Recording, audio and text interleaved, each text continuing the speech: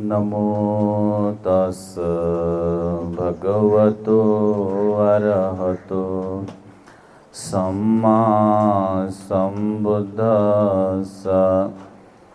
नमो तस् भगवतो अरहतो सम्मा सम्बुद्दस्स। नमो तस् भगवतो अरहतो सम्मा सम्बुद्दस्स। सबे सता सुखी होन्तु, सबे होन्तु चखेमिनो। सबे भद्राणि पश्यन्तु, मा किञ्चित् दुःखमागमात्, मा किञ्चित् पापमागमात्। सबे सता सुखी होन्तु, सबे सता निरोगा होन्तु, सबे सता निदुःखा होन्तु, सबे सता निब्बानस्य पचयो होन्तु। महान कारुणिक तथागत सम्यक संबुद्ध भगवंताचा सुविख्यात सद्धम्म, भगवंताचा सदा पूजनीय आर्य श्रावक संघ या तिन्ही रत्नांना सर्वप्रथम अभिवादन करतो। आपल्या सर्वांचे उद्धार करते, भारतीय राज्यघटनेचे शिल्पकार, परमपिता पूज्य बोधिसत्व गुणोपेतन डॉक्टर बाबासाहेब आंबेडकर यांच्या समग्र धम्मक्रांतीमध्ये संपूर्ण जीवन समर्पित करून आज बेडसे लेणीच्या पवित्र पायथ्याशी असलेल्या मॉनेस्ट्रीला एकता ग्रुपने सदिच्छा भेट दिली आहे आणि तद्वतच आपण भगवंताची पुष्प धूप दीपाने पूजा करून त्रिरत्नाची वंदना करून पूजनीय भंतजींना भोजनाचं दान देऊन तद्वतच आपण या मॉनेस्ट्रीच्या विकासासाठी आपण अर्थदान करणार आहात। हे जीवनामध्ये महान असं आपण आज पुण्य संचित केलेलं आहे। आपण या लेणीचा जर इतिहास बघितला तर ही 2300 वर्षापूर्वीची बुद्ध लेणी आहे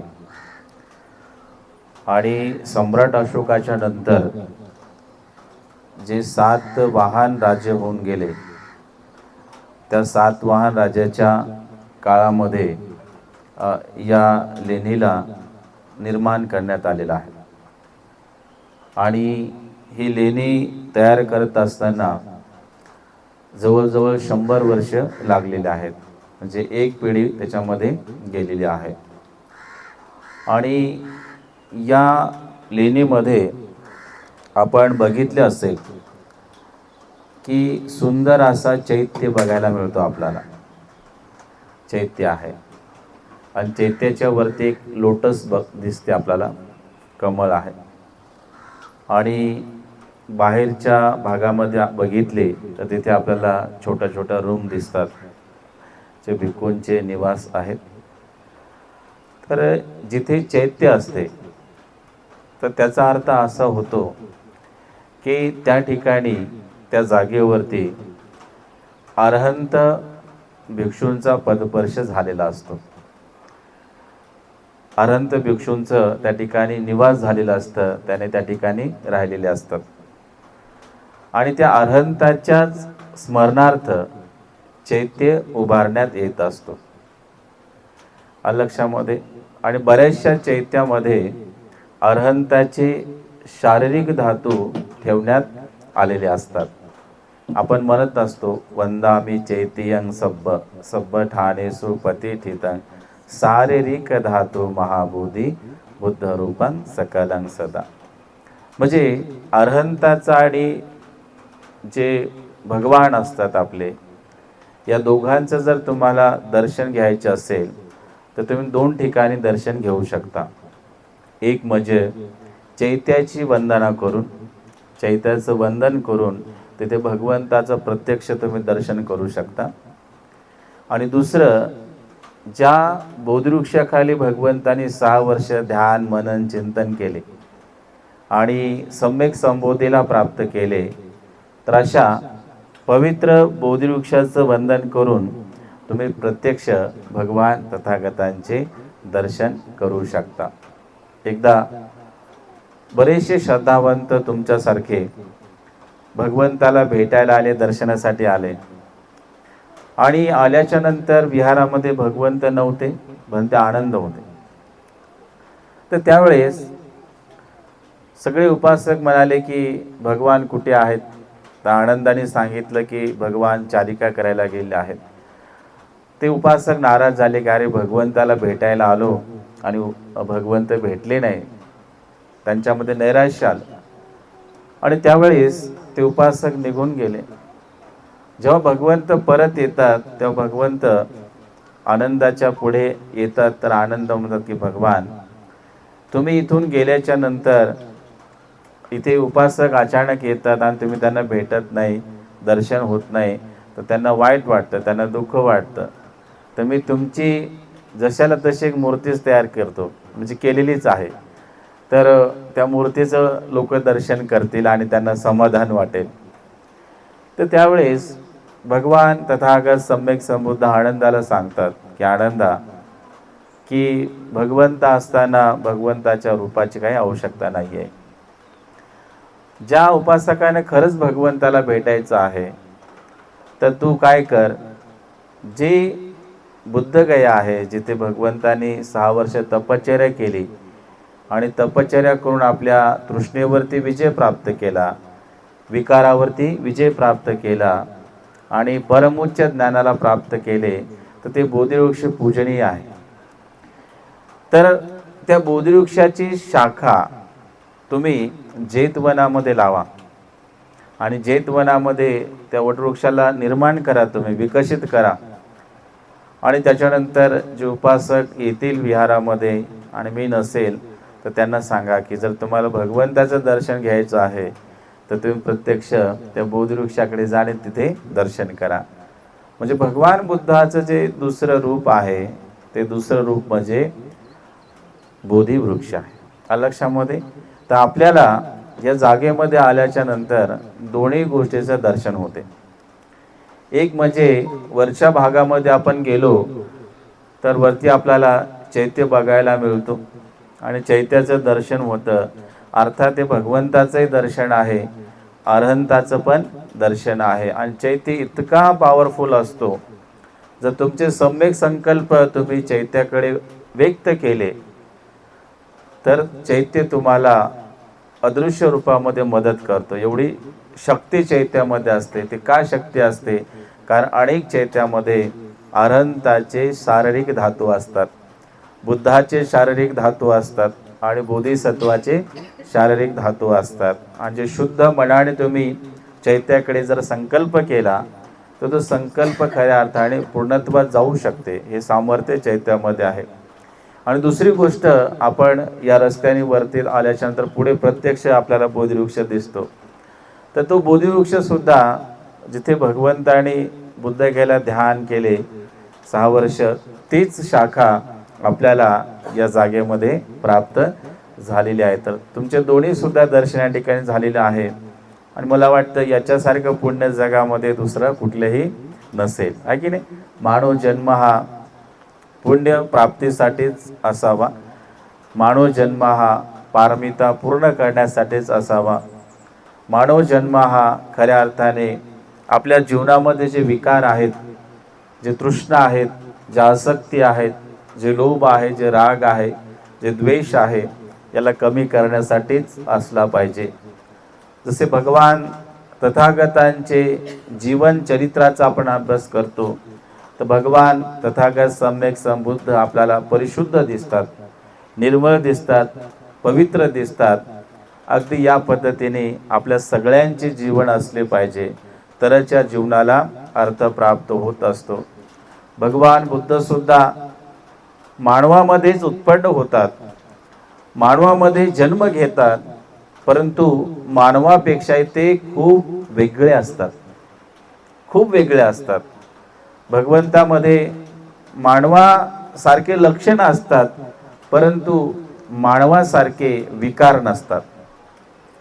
एक भगवंताचं मला उदाहरण आठवते की भगवान बुद्ध सांगतात की जर तुम्ही कमळ बघितलं असेल तर ते कमळ बघितल्याच्या नंतर त्याची उत्पत्ती कुठे होते? चिखलामध्ये होते, आहे की नाही? ते चिखलामध्ये उगवते, परंतु ते चिखल धारण करत नाही, आहे ना? ते घाण पाण्यामध्ये उगवतं, पण ते त्या पाण्याला पण ते धारण करत नाही. चांगलं पाणी टाकलं तर त्याच्यावर थांबत नाही, दूषित पाणी टाकले तर त्याच्यावरती थांबत नाही. घाणीमध्ये कमळ उगवतं, पण ते घाणीच्या परे असतं, वेगळं असतं, आहे ना? तसेच भगवान बुद्ध सुद्धा या पृथक जनामध्ये मानवामध्ये उत्पन्न होतात, पण मानवापेक्षा खूप वेगळे असतात. ते भगवंतामध्ये माणसासारखे विकार नसतात, माणसासारख्या तृष्णा नसतात आणि माणसासारख्या कुठल्याही प्रकारे त्यांच्यामध्ये लालसा नसते, लोभ नसते, मत्सर नसते. भगवंत 8 लोक धर्माला जाणणारे असतात आणि 8 लोक धर्माला जाणून ते आपल्या जीवनाचा प्रवास करत असतात.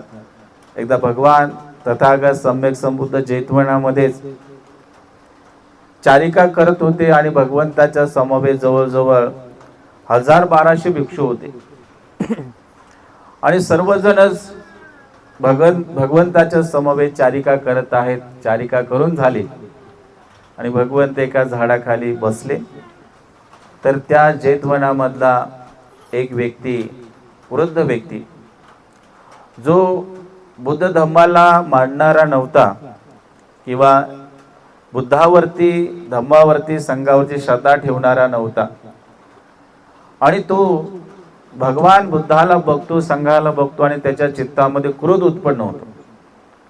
इतका राग उत्पन्न होतो की तो राग आडावर होतो त्याचा, आणि तो डायरेक्ट भगवंताकडे येऊन भगवंताला अपशब्द बोलतो, वाईट बोलतो. भगवान तथागत सम्यक संबुद्ध त्याचे शब्द ऐकतात आणि तिथे बरेचसे उपासक असतात, तेही त्या व्यक्तीचे शब्द ऐकतात आणि त्यावेळेस तिथल्या उपासकांना खूप राग येतो. एक भंतीचे असतात, त्यांना राग येतो.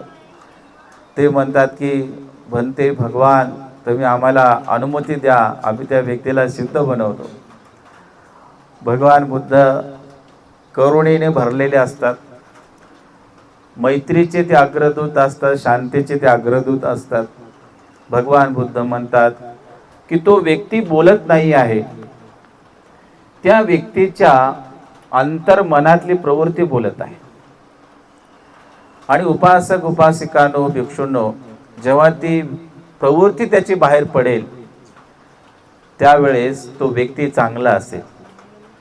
भगवान तथागतांनी संपूर्ण आयुष्यामध्ये कधीच कुठल्या व्यक्तीला दोष नाही दिला किंवा वाईट असे संबोधले नाही.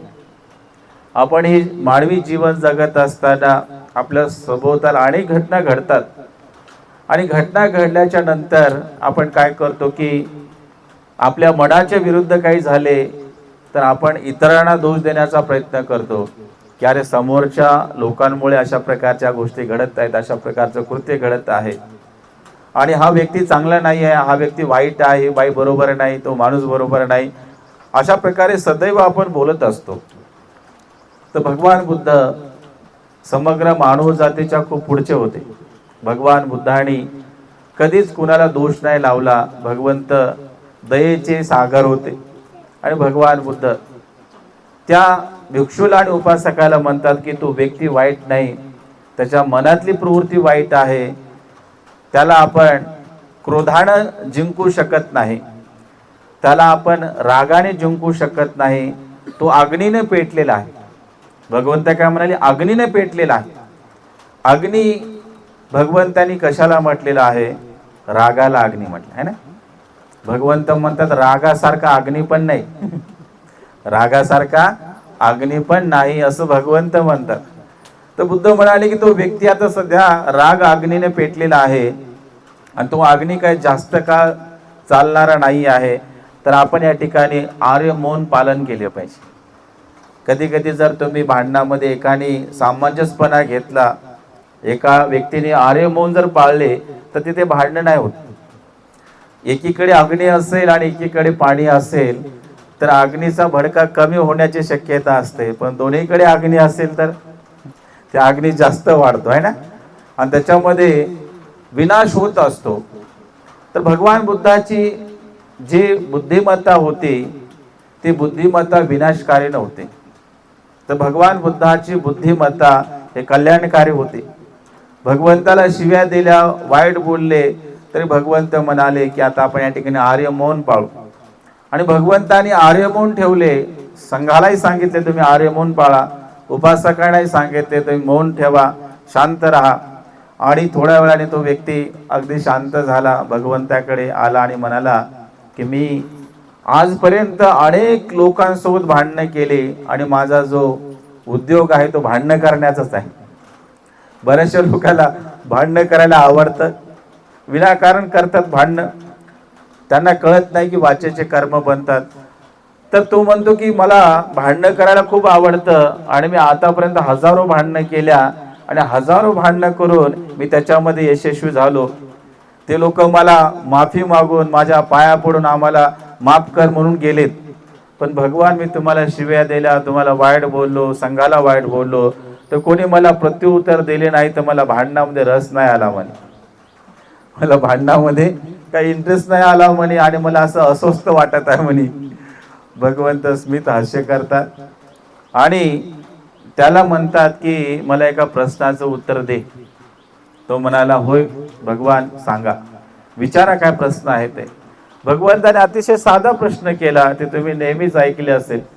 भगवंत म्हणतात की तुमच्याकडे पाहुणे येतात. तो म्हणाला हा. त्याला तुम्ही जेवायला पाहुणचार करता. ते म्हणाला हा. मग तो पाहुणचार त्यांनी खाल्लाच नाही तर कुणाचा होईल? तर म्हणला भगवान आमचाच होणार आहे. आणि याप्रमाणे तू आतापर्यंत मला ज्या काही शिव्या दिल्या, जे काय वाईट वंगळ बोललास, जे टाकून बोललेलं आहेस, ते मी ग्रहण केलेलं नाही आहे, मी त्याला स्वीकारलेलं नाही आहे. जे तू मला दिलं ते मी तुझ्याकडेच ठेवलेलं आहे, त्याचा स्वीकार मी केलेला नाही आहे. ते कुणाच झालं आता? ते भगवान ते सगळं काही माझंच झालेलं आहे. तर अशा प्रकारे भगवान तथागत मानवासारखेच आहेत, हाडामासाचे, रक्ताचे, पण मानवापेक्षाही ते खूप वेगळे आहेत. भगवान बुद्धाने 8 लोक धर्माला चांगल्या प्रकारे जाणून घेतले होते. आपण महामंगल सूत्रामध्ये वाचले असेल, ऐकले असेल. भगवंताने 38 प्रकारचे मंगल सांगितलेत आणि 38 प्रकारच्या मंगलामध्ये एक मंगल सांगितलं, ते म्हणजे फुट्टस लोकदम्येहि चित्तं व्यसन कंपती असुखं विरजं खेमं एतं मंगलमुत्तमं. भगवान बुद्ध काय सांगतात की जो व्यक्ती असुख आहे, ज्याला कुठल्याही प्रकारचा काही शोक होत नाही, ज्याला काही बोलल्याच्या नंतर त्याच्या मनावरती काही परिणाम होत नाही, असा व्यक्ती कल्याणकारी उत्तम मंगलाला जाणत असतो. भगवान बुद्धाने 8 लोक धर्म जाणले होते. भगवंताच्या जीवनामध्ये सुख आलं तर भगवान बुद्ध कधी असे हवेमध्ये उडत गेले नाही, आणि कधी दुःख आलं तर भगवंत कधी असे डगमगले नाही, असे खचून गेले नाही. भगवंताला माहिती होतं की सुख जरी आले असेल तर ते शाश्वत सुख नाही आहे. ते सुख आलं असेल तर ते काही वेळासाठी सुख आहे आणि त्याच्यानंतर ते बदलणार आहे, ते नष्ट होणार आहे. आणि तसे दुःख सुद्धा आहे. दुःख आलं असेल तर ते कायमस्वरूपी राहते का बरं? ते काही वेळासाठी आपल्याला दुःख येत असेल, शारीरिक दुःख असेल, मानसिक दुःख असेल, काहीतरी आपल्या मनाच्या विरुद्ध घडलं असेल त्याचं दुःख असेल, म्हणजे अशा गोष्टी येत असतात, पण ते कायमस्वरूपी गोष्टी आपल्या जीवनामध्ये राहत नसतात. सुख असेल, दुःख असेल, यश असेल, अपयश असेल, निंदा असेल, स्तुती असेल, जय असेल, पराजय असेल, आहे की नाही. या आठही गोष्टी जीवनामध्ये शाश्वत राहत नाहीत. या गोष्टी परिवर्तनशील आहेत, बदलणाऱ्या आहेत, नष्ट होणाऱ्या आहेत आणि क्षणिक आहेत. म्हणून भगवान बुद्ध म्हणाले की तू मला जरी शिव्या दिल्या तरी सुद्धा ते शिव्या दीर्घकाल माझ्या मनावरती राज्य करणारे नाही आहेत, माझ्या कानावरती राज्य करणारे नाही आहेत. मी ऐकले आणि त्याला मी सोडून दिले. मला दुःख केव्हा झाले असते, ज्यावेळेस मी ते स्वीकारले असते. लक्षामध्ये भगवान बुद्ध म्हणतात की मानव जन्म धारण केल्याच्या नंतर तुम्हाला चांगल्या गोष्टी स्वीकारायच्या आहेत आणि ज्या वाईट गोष्टी आहेत त्याला तुम्हाला त्यागायचं आहे. तुम्ही एखादा समुद्र बघितला असेल, सागर महासागर बघितला असेल, त्याच्यामध्ये तुम्ही कितीही घाण टाका, तो महासागर काय करणार, ती घाण पूर्ण किनाऱ्यावरती आणून सोडणार आहे ना. ते काहीच ठेवत नाही आतमध्ये. तसे भगवान बुद्धाचे जीवन होते. भगवंताच्या जीवनामध्ये अनेक लोकांनी विघ्न आणले, बाधा आणल्या, अनेक प्रकारचे अडथळे आणले, अनेक प्रकारचे दूषण भगवंताला लावले, पण भगवंताने त्या गोष्टीचा स्वीकार केला नाही. भगवंताने सहज महासागरासारखी ते घाण अलगद किनाऱ्यावरती सोडलेलं आहे. अगदी अशा पद्धतीचं आपलं जीवन असावं. भगवान बुद्ध त्या व्यक्तीला म्हणतात की माझ्यामध्ये संयम आहे, माझ्यामध्ये शांती आहे आणि माझ्यामध्ये खंती पारमिता आहे, क्षमाशीलता माझ्यामध्ये आहे आणि क्षमा करणे हे सगळ्यात मोठं तप आहे. आणि ही तपश्चर्या माझ्यामध्ये असल्यामुळे माझा पराजय कोणी करू शकत नाही. हे शब्द तो व्यक्ती ऐकतो आणि भिक्खू संघ ऐकतात आणि ज्या एका भिक्षूंना प्रचंड राग आला होता तेही ऐकतात. आणि त्याच दिवशी भांडण करणाऱ्या व्यक्तीच्या मनाचं परिवर्तन होते. भांडण करणाऱ्या व्यक्तीच्या मनाचं परिवर्तन होते आणि ते भिक्षू जे ऐकत होते त्यांच्याही मनाचं परिवर्तन होते. ते म्हणतात की आज जर आम्ही भगवंताचं हे वचन ऐकले नसते तर आमच्याही चित्तामध्ये क्रोध अग्नी पेटला असता, राग अग्नी पेटला असता आणि त्याच्यामध्ये आमच्या मनाचे कर्म झाले असते, आमच्या वाचेचे कर्म झाले असते. आता आम्ही भगवंत अशा प्रकारच्या कर्मापासून वाचलो. आता आम्ही सुद्धा आमच्या रागाला कमी करण्याचा प्रयत्न करतो.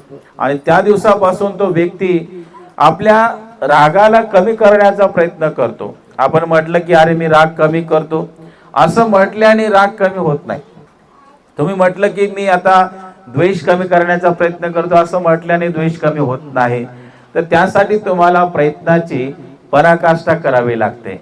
त्यासाठी तुम्हाला व्यायाम करावा लागतो. त्याला काय म्हणतात, सम्यक आहे की नाही. सम्यक व्यायाम आहे आणि त्याला सम्यक समाधी म्हणतात, आहे की नाही. जोपर्यंत तुम्ही साधनेमध्ये निपुण होत नाही तोपर्यंत तुमच्या मनाचे विकार काय कमी होत नाहीत. आपण म्हटलं की मी कारुणिक बनतो, मी दयावान बनतो, मी मैत्रीवान बनतो, आता मी खूप चांगलं वागण्याचा प्रयत्न करतो. पण ते चांगलं वागणं कधी येणार आहे, ज्यावेळेस तुम्ही प्रयत्नाची पराकाष्ठा करता, आहे की नाही. बरं, तुम्ही स्वतःला एक चांगल्या प्रकारचं वळण लावण्याचा प्रयत्न करता तेव्हा चांगलं तुम्ही निश्चितच मात्र बनत असता. केवळ वाचेच्या द्वारे बोलण्याने माणूस चांगला होत नाही, तर त्याला तुम्हाला प्रॅक्टिकल तशा पद्धतीचं जीवन जगावं लागतं, तेव्हाच तुम्ही खऱ्या अर्थाने चांगले बनता. तो व्यक्ती भगवान बुद्धाच्या सानिध्यामध्ये आला आणि सानिध्यामध्ये आल्याच्या नंतर तो ध्यान मनन चिंतन करू लागला आणि ध्यान मनन चिंतन करता करता त्याच्यामध्ये बोधी चक्षु उत्पन्न झाला, त्याच्यामध्ये प्रज्ञा चक्षु उत्पन्न झाला, त्याच्यामध्ये खऱ्या अर्थाने प्रज्ञा उत्पन्न झाली, त्याच्यामध्ये आलोक उत्पन्न झाला. आणि तो म्हणाला की भगवान आता मी खरंच माझ्या जीवनामध्ये चांगलं बनण्याचा प्रयत्न करेल. भगवंतासोबत चालू लागला. त्यावेळी चालता चालता मात्र भगवंत एक उंच असा पहाडी असते, तिथून पाणी पडत असतं खाली आणि एक तळ असतं त्याच्या सभोवताल. तर ते तळ्यामध्ये जे पाणी आहे ते पाणी मात्र इतकं शांत आणि स्थिर होतं. त्या ठिकाणी भगवंत बघत आहेत तर वरतून पूर्ण तळाला पूर्ण दिसत आहे आणि तो व्यक्ती सुद्धा त्या तलावाला बघत आहे. भगवान म्हणतात की तुला काय दिसत आहे याच्यामध्ये, तर तो म्हणतो की भगवान यामध्ये पूर्ण शुद्ध पाणी दिसत आहे, चांगल्या प्रकारचं नितळ पाणी दिसत आहे. मग त्याच्यानंतर भगवान बुद्ध एका भिक्षूला म्हणतात की तुम्ही त्याच्यामध्ये एक दगड मारा, आणि त्या तळ्यामध्ये मोठा दगड सोडला जातो. तर त्या ठिकाणी पाणी जे स्वच्छ होतं ते पूर्ण घाण होऊन जात है ना. त्या तळ्यामध्ये पूर्ण अशी माती माती माती होते, गढूळ पाणी होऊन जातं. भगवान म्हणतात की आता तुम्हाला याच्यामध्ये काय दिसत आहे? तर तो म्हणाला भगवान आता मला काहीच दिसत नाही. मग भगवान बुद्ध हेच म्हणतात, ज्यावेळेस तुमचं मन शुद्धतेच्या अवस्थेमध्ये असतं, तुमचं मन खऱ्या अर्थाने शिलामध्ये पुष्ट असते, दानामध्ये पुष्ट असते, समाधीमध्ये पुष्ट असते, आणि पूर्ण 10 पारमितेमध्ये तुमचं मन पुष्ट असते, तर त्यावेळेस तुम्हाला खऱ्या अर्थाने सगळं काही सुंदर आणि निर्मळ दिसत असते, तुम्हाला सर्व काही पवित्र दिसत असते. पण याच अंतर्मनामध्ये जर या दगडाप्रमाणे एखादा विकार उत्पन्न झाला, रागाचा विकार, द्वेषाचा विकार, ईर्षेचा विकार, अहंकाराचा विकार, मीपणाचा विकार, गर्वाचा विकार उत्पन्न झाला, जसा विकार उत्पन्न झाला, स्वच्छ मन एकदम असं गढूळ बनून जाते. आणि जेव्हा मन वाईट बनते, जेव्हा मन मात्र असं वाईट प्रवृत्तीला धारण करते, तर तेव्हा तुमच्या पुढे कितीही चांगलं असेल तर तुम्हाला ते काही चांगलं दिसत नाही, कारण तुमच्या अंतर्मनाची अवस्था बदललेली असते. लक्षामध्ये. म्हणून तुम्हाला तुमच्या मनाला निर्मळ करायचं आहे. जेव्हा मनाला तुम्ही निर्मळ करत असता तेव्हाच तुमच्यामध्ये बुद्धत्वाची उच्च अवस्था येत असते. तुम्ही तुमच्या मनाला ध्यानाच्या आधारे शांत आणि संयमित करत असता तेव्हा तुम्ही अरहंत पदाच्या जवळ जात असता. तुम्ही श्रोतापर्ण बनता, सकृतगामी बनता, अनागामी बनता, आणि शेवटी अरहंत बनता, आहे की नाही. आणि एकदम उच्च कोटीची अवस्था जी आहे ते म्हणजे बुद्धत्वाची अवस्था आहे. लक्षामध्ये. मग हा मानव जन्म एक ना एक दिवस एका तरी जन्मामध्ये बुद्धत्वाची उपलब्धी झाली पाहिजे, याच्यासाठी आपला प्रयत्न असला पाहिजे. आपले प्रयत्न आता वर्तमान काळामध्ये कशासाठी आहेत बरं? पैसा कमवण्यासाठी आहेत, घर घेण्यासाठी आहेत, पद प्रतिष्ठा, अनेक प्रकारचं दागदागिने, अनेक प्रकारच्या गोष्टी संग्रहित करण्यासाठी आपली प्रयत्नाची पराकाष्ठा असते. भौतिक धन माणसाने निश्चित संचित केले पाहिजे. भगवंताने गरिबीची कधीही प्रशंसा केलेली नाही आहे. भगवंत म्हणतात की तुम्ही जीवनामध्ये खूप असं श्रीमंत बनलं पाहिजे, आहे ना. आणि श्रीमंत बनून तुम्ही निश्चितच या जन्मामध्ये तुमचे दान पारमिता पुष्ट केले पाहिजे, आहे की नाही. पण हे सगळ्या प्रकारचं धन संचित करत असताना जे उच्च कोटीचं जे धन आहे ते म्हणजे श्रद्धा धन, शील धन, शांती धन, वीर्य धन, ह्या गोष्टीला सुद्धा आपण सातत्याने संचित करून आपल्याला एक दिवस मुक्तीची अवस्था कशी मिळेल याचा आपण सदा सर्वदा चिंतन आपण केले पाहिजे. आपले भगवंत एकदा तन्नंकर एक भगवंत होते, नाही का. तर त्या भगवंताच्या काळामध्ये आपले भगवंत बोधिसत्व होते. तर त्या भगवंताला या जागेवरून तिकडे जायचं होतं, तर मध्ये घाण होते, आणि त्या ठिकाणी आपले बोधिसत्व पारमिता पूर्ण करण्यासाठी काय केले, त्यांनी त्या घाणीमध्ये झोपले आणि भगवंताला म्हणाले की तुम्ही माझ्या पाठीवरती अलगद पाय द्या आणि तुम्ही पलीकडच्या तीरावर जा, आहे ना. तर भगवान म्हणाले ते की तुम्हाला ही सेवा करून काय मिळणार आहे. तर ते म्हणाले आधी तुम्ही जाता खरी. तर ते भगवंत यांचं ऐकून यांच्या पाठीवरती पाय देऊन पुढे गेले, आणि पुढे गेल्याच्या नंतर हे आपले बोधिसत्व उभे राहिले आणि म्हणाले की तुम्ही माझ्या डोक्यावर हात ठेवा, आणि हात ठेवून तुम्ही माझं भविष्य जाणा की मी खरंच भविष्यामध्ये सम्यक संबुद्ध बनेल का. किती मोठी गोष्ट होती ती. मी सम्यक संबुद्ध बनेल का, तुम्ही जाणा. तर आपल्या त्या भगवंताने यांच्या डोक्यावर हात ठेवला, यांच्या मागच्या पारमिता बघितल्या, आणि पुढे काय पारमिता पूर्ण करणार आहे तेही बघितले, किती असंख्य पारमिता पूर्ण करणार हेही बघितले, आणि सांगितले की तुम्ही एवढ्या एवढ्या कल्पवर्षानंतर निसंदेह बुद्ध बनणार आहात. तर ते म्हणाले की हा माझा जो जन्म आहे हा जन्म बुद्ध बनण्यासाठीच आहे. मी जे अनेक जन्म घेणार आहे मानवाचे, किंवा अनेक पशु पक्षी असतील, प्राणी असतील, तर अनेक जन्मामध्ये माझा एकच प्रयत्न असेल की मला एका ना एका जन्मामध्ये मुक्ती मिळावी, मी एका जन्मात तरी अरहंत बनावा, मी एका जन्मात तरी बुद्ध बनावा, अशी माझ्या चित्ताची अवस्था आहे. त्यांनी आपल्यासारखे सामान्य गरीब घरात जन्म घेतला होता आणि गरीब घरात जन्म घेतला तरी सुद्धा बुद्ध बनण्याची तयारी करत होते, ते मुक्तीच्या अवस्थेची तयारी करत होते. मग आपण सुद्धा एक सर्वसामान्य घरामध्ये जरी जन्म घेतला असेल तरी सुद्धा आपल्या चित्तामध्ये एक गोष्ट नेहमी असली पाहिजे की मला एका जन्मात तरी मुक्त व्हायचं आहे की नाही. किती वर्ष आपण संसार करणार बरं, किती नवरे करायचे, किती बायका करायच्या आणि किती लेकरं करायचे, किती आपण संसारामध्ये भटकायचं आहे की नाही. तर एक संकल्प करा की आम्हाला येणाऱ्या मैत्री बुद्धाच्या काळामध्ये आमच्या या पारमितेच्या आधारे आम्हाला मुक्त होता आले पाहिजे आहे की नाही बरं.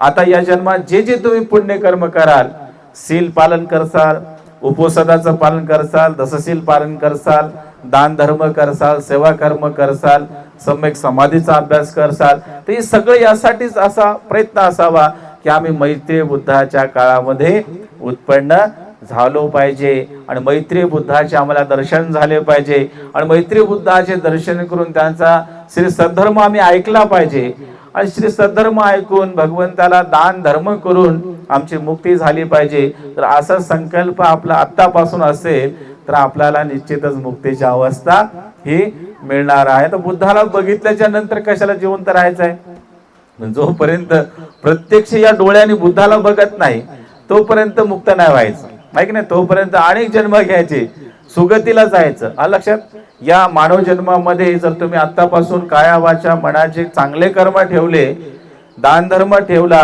समाधीचा अभ्यास ठेवला, शील पालन जर जीवनात ठेवले तर निश्चितच तुमची दुर्गती होणार नाही, तुमची अनेक जन्मामध्ये सुगतीच होणार आहे. मनुष्य देह सोडला की तुम्ही दिव्य देवलोकामध्ये जाऊ शकता, ब्रह्मलोकामध्ये जाऊ शकता. लक्षामध्ये अनेक प्रकारचे इथे दिव्य सत्व आहेत, त्या सत्वामध्ये जाऊन तुम्ही आपल्या पारमिता ह्या पूर्ण करू शकता.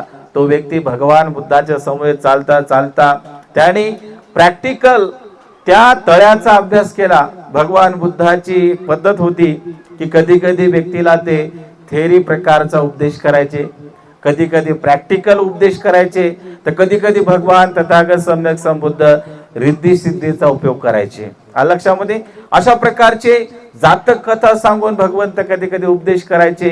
तर त्या व्यक्तीला भगवंत सोबत ठेवतात आणि त्याला प्रॅक्टिकल उपदेश करतात की हे तळ आहे बाबा, या तळ्यात बघ, हे पाणी कसं आहे तर स्वच्छ आहे, दगड मारला तर आता पाणी कसं आहे तर गढूळ पाणी आहे, नाही का. मग तुझ्या जीवनाची अवस्था काय आहे.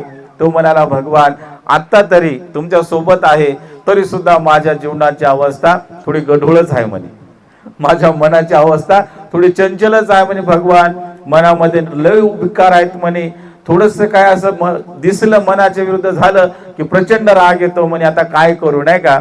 भगवान बुद्ध त्याला पुढे घेऊन जातात आणि त्याला सांगतात की हा राग का उत्पन्न होतो, हा राग कशामुळे येतो तुला माहिती आहे का, तात्काळ असा राग का येतो म्हणे तुला. भगवान मला माहिती नाही आहे. जसे की आता बटन दाबलं की लगेच फॅन सुरू होतो आहे की नाही बरं, इकडे हात लावला अग्नीला की लगेच चटका लागते आहे ना. तसं आपल्या लगेच मनाच्या विरुद्ध झाले की राग काय येतो, नाही का. त्याला पण कारण भगवंतांनी सांगितले.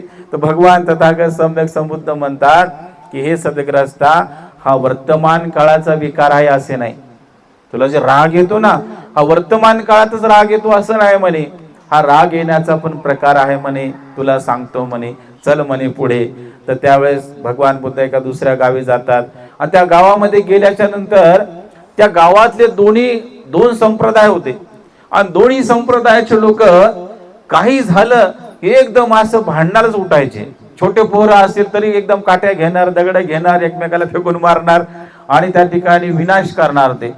तर त्या गावात भगवान बुद्ध जातात तर त्या दोन्ही संप्रदायाचे लोक मोठे खुश होतात. काही वाईट लोकांमध्ये चांगले लोक असतात आहे की नाही, आणि चांगल्या लोकात पण काही वाईट लोक असतात, हा एक निसर्ग नियम आहे. तर त्यावेळेस भगवंत त्या भांडण करणाऱ्या लोकांच्या गावामध्ये गेले आणि गेल्याच्या नंतर त्या गावातला भांडण करणाऱ्या लोकांपैकी एक चांगला व्यक्ती आला भगवंताकडे आणि म्हणाला, भगवान आमच्या गावामध्ये लय भांडणं होतात म्हणे आणि भांडणं नाही झाली पाहिजे यासाठी तुम्ही काहीतरी करा म्हणे. भगवंत म्हणले, हो काहीतरी करतो म्हणे. तर लोकांना वाटलं की आता काहीतरी चमत्कार होणार. तर भगवान बुद्ध एका स्टेजवरती जातात आणि त्या लोकांना म्हणतात की 2 पाण्याचे माठ आणा. ते आणतात. हा व्यक्ती पाहत आहे भांडणारा, भगवंताला भांडणारा पण पाहत आहे. तो दोन्ही माठ घेऊन येतात आणि एका माठामध्ये भगवान बुद्ध पाणी भरतात आणि ते एका साईडला ठेवतात आणि दुसरा माठ असतो तो रिकामा असतो. तर त्यावेळेस रिकाम्या माठामध्ये भगवान बुद्ध काय करतात की छोटे छोटे दगड टाकतात आणि दगड टाकतात. ते माठ भरत येतो आणि शेवटी मात्र एक मोठा दगड असतो तोही त्याच्यामध्ये सोडतात आणि त्याच्यामध्ये सोडल्याच्या नंतर ते वजन माठाला काय सहन होत नाही आणि तो माठ फुटून जातो. आलं लक्षात? लोक बघतात, लोकांचं सगळं लक्ष भगवान बुद्धांकडे की आता नेमकं चमत्कार काय करणार आहेत, नाही का. ते माठ फुटून गेला. तर त्यावेळेस भगवान बुद्ध म्हणाले की हा जो माठ फुटलेला आहे हा माठ का फुटला तुम्हाला माहिती आहे का? तर लोक म्हणाले की होय भगवान, तो माठ तर मातीचा होता आणि त्या माठामध्ये जर आपण जड दगड टाकलेले आहेत आणि शेवटी मोठा दगड टाकला आणि त्याला ते वजन सहन नाही झालं म्हणून तो फुटलेला आहे. भगवान बुद्ध म्हणाले काही हरकत नाही. दुसरा माठ पाण्याने भरलेला आहे आणि त्या पाण्याने भरलेल्या माठामध्ये भगवान तथागत सम्यक संबुद्ध एक मोठा दगड घेतात आणि अलगद त्या पाण्यावरती ठेवतात, है ना. आणि अलगद ठेवल्याच्या नंतर थोडा वेळ पाणी ते असं हेलकावतं, अस्थिर होतं आणि ते माठाच्या तळाला तो दगड जाऊन अलगद बसतो. माठ काय फुटत नाही. भगवान म्हणाले की हा माठ का नाही फुटला? तर लोक म्हणाले की भगवान, माठामध्ये पाणी आहे आणि तुम्ही अलगद दगड सोडलेला आहे, त्याच्यामुळे ते एकदम शांत आणि स्थिर जाऊन खाली बसलेला आहे, त्याच्यामुळे हा माठ काय फुटलेला नाही. तर भगवान बुद्ध म्हणाले की याप्रमाणे तुमच्या मनाची अवस्था आहे. आपण हे मानवी जीवन जगत असताना काय करत असतो तर आपल्या चित्तामध्ये नाना तऱ्हेचे विकार आपण संचित करत असतो, आहे की नाही. रागाचे संस्कार असतील, छोटा छोटा आपण राग करतो की नाही. बरं, एखादा छोटा मुलगा असेल तर आपण सहज त्याला रागवतो याचा अर्थ तेव्हा सुद्धा तुमच्या चित्तामध्ये संस्कार तयार होतात. रागाचे संस्कार बनलेले असतात. ते सहज आपण ओरडतो एखाद्या व्यक्तीवरती, नवरा बायकोवर, बायको नवऱ्यावर, आहे की नाही. नातेवाईक एकमेकावर ओरडत असतात. दैनंदिन जीवनामध्ये सहज आपण काही ना काहीतरी बोलतो थोड्या वेळासाठी, नाही का. तो राग का असा एकदम उच्च कोटीचा नसतो, अगदी छोटासा राग असतो आणि तो छोटासा राग करतो आपण, पण ते छोट्या दगडासारखा माठात बसतो. माठ म्हणजे काय आहे? आपलं मन आहे ना. माठ म्हणजे आपलं मन आहे. तर भगवान बुद्ध म्हणतात की जीवन जगताना तुम्ही छोटे छोटे विकार तुमच्या अंतर्मनामध्ये संचित करत असता आणि छोटे छोटे संस्कार संचित केल्याच्या नंतर अचानक काहीतरी अशी परिस्थिती निर्माण होते भांडणं करण्याची, नाही नाही. आणि ते भांडणं करण्याची परिस्थिती म्हणजे काय होते? ते मोठा दगड आहे, नाही का. आणि मोठा दगड म्हणजे तो मोठा विकार आहे आणि तो मोठा विकार असा उत्पन्न होतो आणि मोठा विकार उत्पन्न झाल्याच्या नंतर माठ फुटत असतो. म्हणजे काय? संयम तुटत असतो, आहे ना. संयम तुटला की माणूस त्या ठिकाणी वाईट वंगळ बोलत असतो, वाईट कृत्य करत असतो, भांडणं हाणामाऱ्या खून खराबा ह्या गोष्टी करत असतो. म्हणजे त्या ठिकाणी माठ पूर्ण फुटलेला आहे. म्हणजे माणसाच्या जीवनाचा विनाश त्या ठिकाणी झालेला आहे की नाही. बरं, एखाद्या व्यक्ती किती श्रीमंत असू द्या पण त्याच्या मनाची अवस्था चांगली नसेल तर आपण म्हणतो त्याची श्रीमंती त्याला लकला बाबा, त्याच्या घराकडे जायला नको, आहे की नाही. त्याला कोणी विचारत पण नाही. भांडणं करणाऱ्या व्यक्तीच्या सानिध्यामध्ये कुणीच जात नाही. जाते का? बरं, रस्त्याने तिकडने येताना दिसतात आपण दुसरीकडे कट मारतो. ती गाडी येत आहे म्हणते ती गाडी काय बरोबर नाही, ती आगीन गाडी ह्या म्हणतात, आपल्या गाडीला साईडला घ्या म्हणतात, आहे की नाही. आगीने गाडी दिसली की चांगले लोक एका जागीच थांबत असतात. तर अशा प्रकारे वाईट मनाची प्रवृत्ती उत्पन्न झाली की माणसाचं जीवन संपुष्टात येत असते. माणसाच्या चांगुलपणाला तिथे पूर्णविराम मिळत असतो. आणि म्हणून भगवान बुद्ध म्हणतात की जीवन जगत असताना आपल्याला त्या माठातला एक एक दगड बाहेर काढायचा आहे. गहू आपण निवडत असतो, ज्वारी आपण निवडत असतो, तांदूळ आपण निवडत असतो, तर सगळे तांदूळ फेकून देतो का?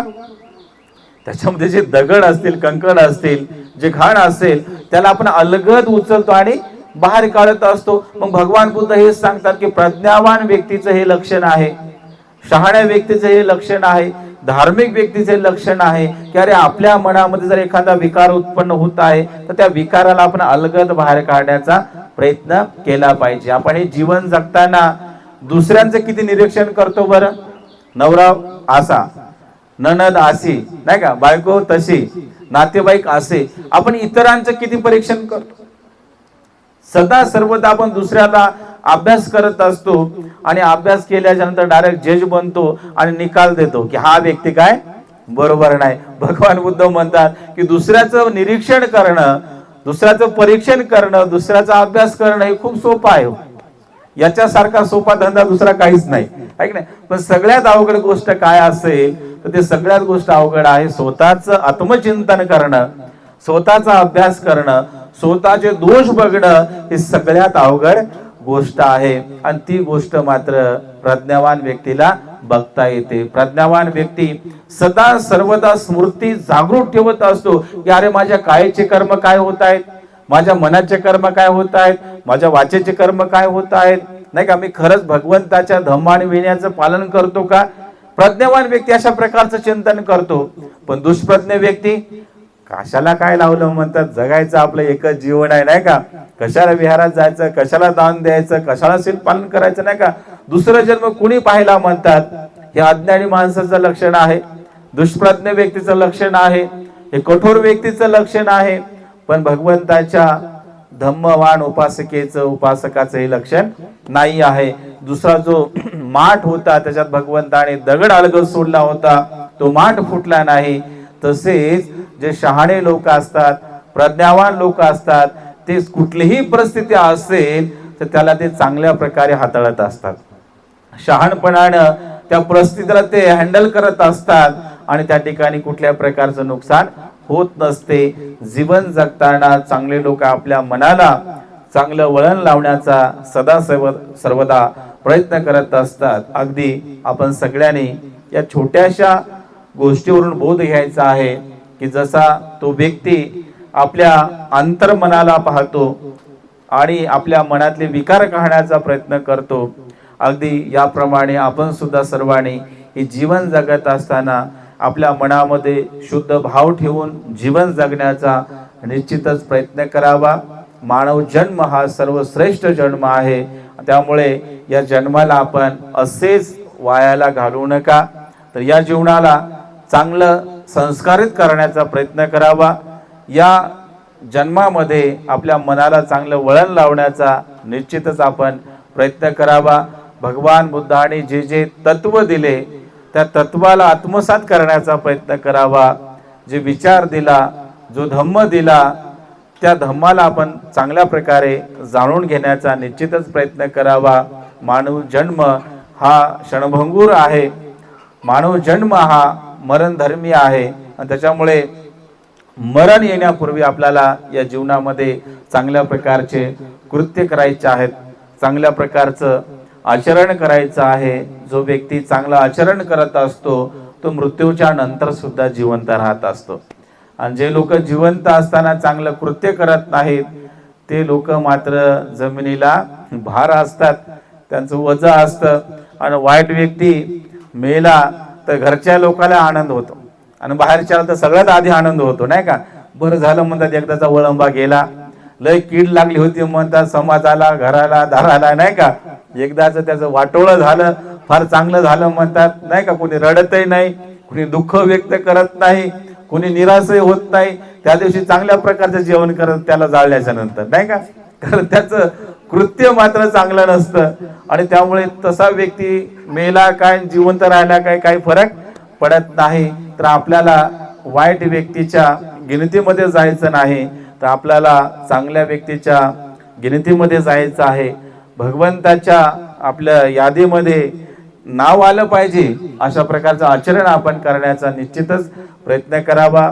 आज खऱ्या अर्थाने एकता ग्रुप देहरोड या महिला मंडळाने गेल्या 2 महिन्यापासून आमच्या संपर्कामध्ये आहेत. मनोहर आईच्या घरी आलो होतो तेव्हा पण आईने सांगितलं होतं की आम्हाला एकदा यायचं आहे. नंतर आमच्या चव्हाण आईचे सारखे फोन आले, पण माझ्याकडे नंबर सेव्ह नव्हता, त्याच्यामुळे आईचे काय फोन उचलले नाही मी. मग मला आमच्या मनोहराने सांगितलं की चव्हाण आई फोन करतात, त्यांचा फोन उचला तुम्ही, नाही का. म्हटलं बरं बरं उचलतो मी. आणि मग बोलणं झालं तर चव्हाण आईला अनेक वर्षापासून बघतो आम्ही, चळवळमध्ये आहेत, काम करतात. आणि आपण 2 महिन्यापासून संकल्प केला की बेळसेनेला आपण जावं आणि तिथे जाऊन आपण दान धर्म करावा. तर हा संकल्प खऱ्या अर्थाने आज पूर्ण होत आहे.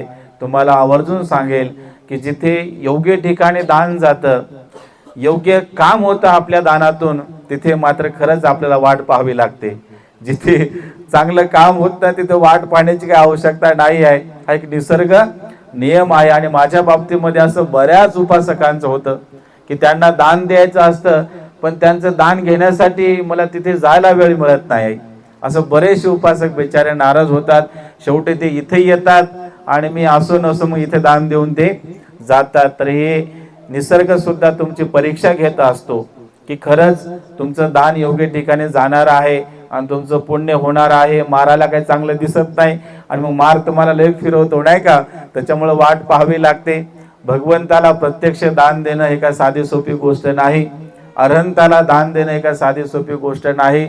आणि चांगल्या धम्म आणि विनयाचं पालन करणाऱ्या भिक्षूला दान देणं हे काय तेवढं सोपं नाही आहे. आणि दिलेलं दान धम्मासाठी खर्ची करणं, तिथं तुमचं दान जाणं हे सुद्धा साधी सोपी गोष्ट नाही आहे. तरी जागा घेत असताना सुद्धा आमच्याकडे कुठल्याही प्रकारे असं धन संचित नव्हते, पैसे नव्हते, परंतु आम्ही चैत्याच्या तिथे संकल्प केला होता की जर आम्हाला इथे जागा मिळाली जवळपास तर खूप चांगले होईल. आणि अचानक मात्र ही जागा आम्हाला एका उपासकाच्या माध्यमातून बघायला मिळाली आणि त्यांनी एवढ्या लाखाची जागा आहे म्हणाले. ते म्हणलं ठीक आहे, काय हरकत नाही, आपण घेऊ. तर आम्ही अगदी 2 महिन्यामध्ये जवळजवळ 50 लाख रुपये जमा केले आणि या जागेसाठी आम्ही दिलेले आहेत. तर अशा प्रकारे जर तुमचा हेतू चांगला असेल, भाव चांगला असेल, तर तुम्हाला कुठूनही कशा प्रकारे मदत ही मिळत असते. जागा घेत असताना कुठल्याही प्रकारची आम्ही दान पावती काढली नव्हती आणि कुठेही दान पावती घेऊन फिरलो नाही. जे आमच्या ओळखीचे लोक होते त्यांना मात्र आम्ही मेसेज दिला की अशा प्रकारची जागा आहे, कोणाला दान द्यायचं असेल तर सुखुशीने आनंदाने तुम्ही दान देऊ शकता. तर समाजातून 1 लाख रुपये दान देणारे लोक तयार झाले, 50,000 दान देणारे, 5,000, 1,000, 500 रुपये दान देणारे लोक तयार झाले. आणि अगदी 1-2 महिन्यामध्ये एवढी मोठी रक्कम ही जमा झाली आणि इथेच आम्ही शेतकऱ्याला देऊन टाकलेली आहे. तर अशा प्रकारे निश्चितच योग्य ठिकाणी तुम्ही संकल्प केला दान देण्याचा आणि हे दान मात्र निश्चितच चांगल्या कामाला लागणार आहे. तर या दानाच्याच पुण्य प्रभावाने आपल्या सगळ्यांना आयु वर्ण सुख आणि बल प्राप्त हो, सगळ्यांच्या मनोकामना पूर्णत्वात जावोत, सम्यक संकल्प पूर्णत्वात जावोत, अशा प्रकारची उदात्त मंगल मैत्री व्यक्त करतो. या दानाच्या पुण्य प्रभावाने आपल्या सर्वांना 4 आर्य सत्याचे दर्शन घडो, अष्टांगिक मार्गाचे दर्शन घडो, आपल्याला जीवनामध्ये प्रज्ञा प्राप्त हो, आपण सर्व प्रकारच्या दुःखातून मुक्त होऊन परम सुखाला आपण धारण करत, अशा प्रकारचा आशावाद मंगल मैत्री व्यक्त करतो. आणि वेळेच्या अभावी माझी छोटीशी धम्मदेशना ठिकाणी थांबवतो. भवतु सप्प मंगलं, सर्वांचे जय मंगल हो, कल्याण हो, सुखी हो. सा